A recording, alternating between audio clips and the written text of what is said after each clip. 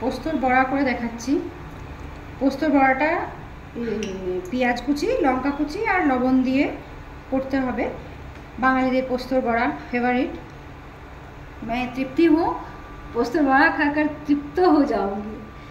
এই যে তেলটা আছে, এই তেলটা পুরোটাই যেন পোস্তর বড়াটা খেয়ে নেয়, তবে যে পোস্তর বড়াটা সুন্দর লাগবে।